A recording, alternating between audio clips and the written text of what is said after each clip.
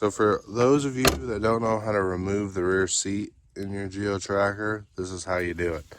You're gonna pull this lever and fold the seat up.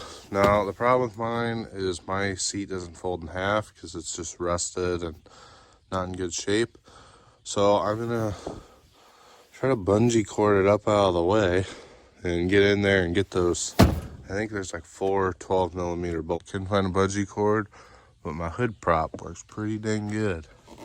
Anywho, there's gonna be a bolt in there, and there's 2 bolts in the front right there, but they're already missing. Well, we're about to see if these will even come off. I'm gonna vote no.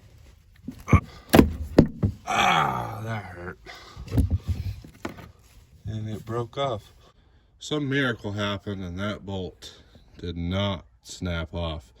Honestly, I was really hoping it would because, whew, that thing was in there. Oh, I'm gonna slip off this tire and break my legs.